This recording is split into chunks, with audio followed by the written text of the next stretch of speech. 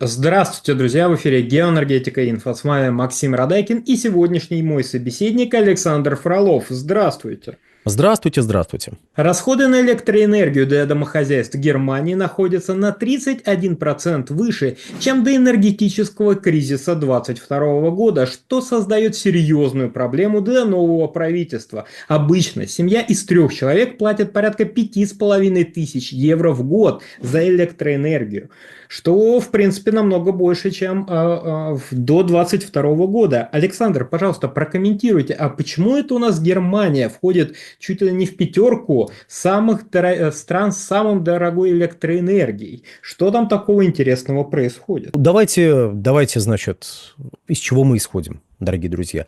Действительно, пишут тут уважаемые источники, что в 2021 году немцы платили, в среднем, семья из 3 человек платила 4120 121 евро за электрическую энергию. А вот в 2024 году эта величина уже составляет 5407 евро в год. Да, речь про годовые расходы. Ну, так как я уже чувствую, как часть людей, досмотревших до этого момента, бежит в комментарии, чтобы написать «а средние зарплаты?», ну, давайте поговорим про средние зарплаты. Если верить Евростату, то средняя зарплата в Германии приближалась к концу, в среднем в 2023 году, к отметке в 51 тысячу евро в год. Если мы посмотрим, да, данных по 2024 году, годовых данных пока нету, поэтому исходим из данных за 2023 год, вряд ли там зарплаты выросли на десятки процентов. Так что будем исходить из того, что примерно некий средний работающий человек, скорее всего, до того, как он заплатит подоходный налог, получает на руки 51 тысячу евро. И на этом фоне, если мы берем семью из 3 человек, в которой чисто теоретически 2 члена семьи работают, то мы можем предположить, что, значит, их совокупный доход в среднем составляет где-то, 100 тысяч евро. Понятно. Там чуть больше 100 тысяч, 100 тысяч евро. На этом фоне заплатить более 5000 евро за электрическую энергию не выглядит чем-то экстраординарным. То есть это вполне посильные расходы в среднем. То есть, да, действительно, высокие зарплаты. Да, действительно, на этом фоне не столь драматично выглядит вот эта сумма в почти 5500 евро в год. Но, тем не менее, разумеется, неприятно платить. Лучше платить меньше, чем платить больше. Германию надо рассматривать в контексте. Есть некий контекст общеевропейский. В этом общеевропейском контексте Германия – это аномалия. Аномалия заключается в том, что среднее домохозяйство в Германии платит примерно 170% от среднего расхода на электрическую энергию для такого среднего домохозяйства в Европейском Союзе. То есть, если взять все тарифы в Европейском Союзе для домохозяйств, посчитать некое среднее значение, то Германия будет выше то будет заметно выше этого среднего значения. Но при этом расходы, скажем, бизнеса не столь радикально отличаются от средних значений, однако тут мы приходим вот к какому моменту. В странах Европейского Союза разные тарифы на энергоносители вообще, на электрическую энергию в частности, то есть там разные цены на электричество, на газ, водопровод, коммунальный рай, как известно, без хлопот и забот, но добавим к нему еще расходы на моторное топливо и прочее, прочее, прочее. Связано это в первую очередь с разной системой налогообложения, то есть нет никакой взаимосвязи между средними доходами и ценой электрической энергии. Нет, просто вы выбираете некие налоговые режимы, исходя из того, что вы хотите поддерживать в первую очередь. Вот Германия сделала ставку на промышленность в свое время. Германия сделала ставку на промышленность в том смысле, что налоговое бремя и тарифы на электрическую энергию, если электричество потребляется крупным промышленным предприятием, меньше, чем налоговое бремя для домохозяйств. ну, на электричество, которое идет для снабжения домохозяйств. То есть население поддерживает промышленность. Есть обратная ситуация, скажем, в Болгарии, наоборот, промышленность поддерживает население. Ну, что в той Болгарии от промышленности, это, конечно, некий вопрос. Если вдруг вы нас смотрите из Болгарии, можете об этом рассказать в комментариях. Я думаю, нашим зрителям будет интересно, что у вас там творится с промышленностью. Особенно с промышленностью где-нибудь в центре страны, а не вдоль побережья. Так вот, то есть правительство каждой страны Европейского Союза выбирает для себя, что оно хочет поддерживать в первую очередь. Население или бизнес. Бизнес включает в себя вот самый широкий круг потребителей, включая, собственно, промышленных потребителей. Если промышленность, ну, значит, промышленность будет платить меньше за электрическую энергию, чем население. Если вы хотите больше поддерживать население, то наоборот получается. Либо вы можете некий баланс соблюсти, но это довольно редко, насколько мне известно, встречается. И в Германии, казалось бы, ну хорошо, они более дешевую электрическую энергию продают промышленности, значит, наверное, промышленность там, ну, получать дешевую электрическую энергию. Мы же все знаем, что в Германии там половина электрической энергии получается из возобновляемых источников, а возобновляемые источники – это бесплатные источники фактически электрической энергии. Наверное, вот они как-то способствуют тому, что немецкая промышленность в столь тяжелое время может воспрять за счет дешевых тарифов.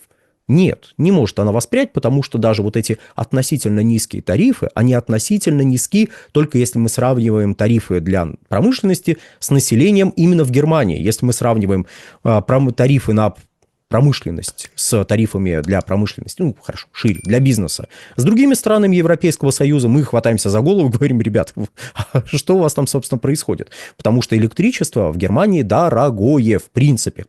И вот тут я бы хотел немножко отскочить от темы возобновляемых источников энергии, к которой мы обязательно вернемся, и поговорить про святой буквально 2021 год и про кризис 2022 года, как нам сообщают уважаемые источники. Итак, кризис начался в 2021 году.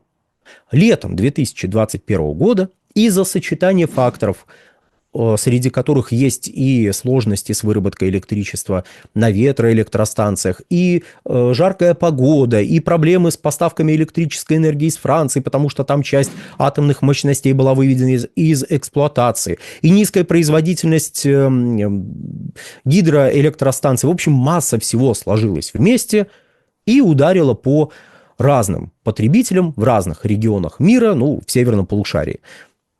То есть Европа была не одна в своей беде, энергетический кризис ударил по всем. Просто из-за особенностей архитектуры энергетических рынков в Европе, из-за святой уверенности, что биржевое ценообразование должно определять все и вся, Европа оказалась наиболее пострадавшей стороной. Но мы видели, как летом 2021 года дорожала электрическая энергия по всему Европейскому Союзу. Уже летом 2021 года отдельные страны, такие, например, как Испания, стали пытаться снизить ценовое давление, сокращая налоги, которые вшиты в тариф на электричество. По этому пути пошли и другие государства. Вот Германия там пыталась как-то поиграться с налогами. Другие страны говорили: нет, мы будем напрямую просто спонсировать. Другие говорили: нет, все нормально, пусть так все и идет, потому что, ну, это рынок все разрулит. Это называется снять с себя ответственность. Ну, или, как говорят другие, положиться на невидимую руку рынка. Вот, кто-то, значит, пытался снизить налоговое бремя, кто-то пытался прямую поддержку, прямые субсидии направлять, ну, а кто-то махнул рукой и сказал: ребята, выживает сильнейший, потому что мы в нашем цветущем саду решили немножечко поиграть в королевскую битву. Вот давайте, вот сильнейший выживает, потому что цветущий сад от джунглей отличается только вывеской. По сути, это те же джунгли, где, в общем, всех друг дружку немножечко едят. И вот под конец давайте вернемся к теме ВИЭ. А население Германии в конце нулевых годов, когда продвигали идею «давайте вшивать поддержку ВИЭ в тариф», а поддержка ВИЭ вшивалась в тариф, который платили люди. То есть люди платят за электрическую энергию, и часть этой платы шла на поддержку возобновляемых источников. Для чего? ребятушки, объясняли населению Германии, сейчас вы платите дорого, а потом вы будете платить в 2 раза меньше, после чего к началу 2021 года население Германии стало платить в 3 раза больше за электрическую энергию. В том числе благодаря тому, что вот, пожалуйста, бесплатное электричество из ветра и солнца стало развиваться. Ничего плохого в электричестве из ветра и солнца нету. Я вот лично не против ни солнечных электростанций, ни ветровых электростанций. Я против того, чтобы энергосистему, которая выстраивалась, немножечко исходить. В общем, надо соблюдать меру. Если вы делаете ставку на ветровую электрическую энергию, то будьте готовы к тому, что у вас возникнут проблемы. И проблемы у немцев возникли. В 2017 году, в начале 2017 года, вдруг неожиданно, никто такого не ожидал, в Германии вдруг перестал дуть ветер, и солнышко, знаете, тучки закрыло. Зимой иногда такое бывает, в январе. Что произошло? Резко сократилась выработка электрической энергии. Пришлось быстренько раскочегаривать газовые электростанции, после чего количество резервных мощностей было удвоено в Германии. То есть вы делаете ставку на электрическую энергию, которую вы продвигали под лозунгом «Ребята, электричество будет дешевле», а электричество стало дороже не в 2 раза дешевле, а в 3 раза дороже, а теперь в 4 раза дороже, ну, исходя из тех значений, которые нам вот озвучили по сравнению с 2021 годом. Еще раз, в 2021 году электричество стало в 3 раза дороже, чем было на момент, когда обещали, что оно станет в 2 раза дешевле. Вот. Ну, зато, кстати, за прошедшее время, заметьте, Германия сползла с 1-го места по дороговизне электрической энергии на 4-е. Это, мне кажется, надо преподносить как большой успех. Обязательно, если вдруг вы нас смотрите, и вы из руководства Германии, большой вам привет. Зачем вы нас смотрите, я не очень понимаю. Но обязательно напишите и поставьте себе в заслугу, что, смотрите, в 2021 году население платило больше всех в мире, а теперь на 4-м месте. А кто молодцы? Вы молодцы. Вот. Другое дело, что в абсолютных значениях платятся больше, но это ладно, это бывает. В общем, вот.